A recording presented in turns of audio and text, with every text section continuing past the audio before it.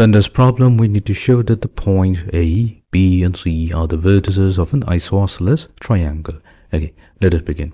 First, we're going to consider the triangle with vertices A, B, and C. Now, for this triangle ABC, let's define the position vector of each of the vertex. So, let the position vector of vertex A is given by OA vector, where O is the origin of the coordinate system. So this is going to be equals to 2i cap plus 0j cap plus 0k cap, meaning it's going to be 2i cap. Next, we're going to find out the position vector of vertex B. So position vector of vertex B is going to be OB vector. The OB vector is going to be 0i cap plus j cap plus 0k cap, leaving us with only j cap. And then we have the position vector of vertex C, the OC vector, that's going to be equals to 2k cap. Now that we have the position vector of each of the three vertices, we're going to first find out AB vector, followed by BC vector, and then CA vector. Now we'll start with the vector AB. Now AB vector in terms of the position vector is defined as OB vector minus OA vector. OB vector, so that's j cap, and from here we're subtracting 2i cap, which means that AB vector corresponds to negative 2i cap plus j cap. So this is our vector AB.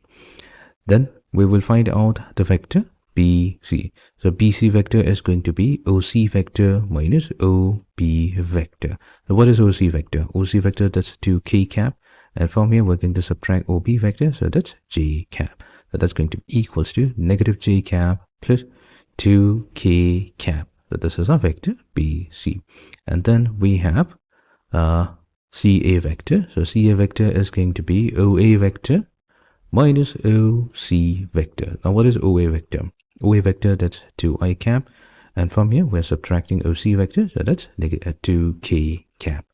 Now that we have AB vector, BC vector, and CA vector, let's also find out their magnitude. The magnitude of AB vector, that's going to be equals to the square root of, now what we do, we have to take the sum of the squares of the coefficients of I cap, J cap, and K cap. We're going to get negative 2 squared plus 1 squared. That's going to be equals to square root of 5. Magnitude of BC vector, so that's going to be the square root of negative 1 squared plus 2 squared. That's going to give us square root of 5.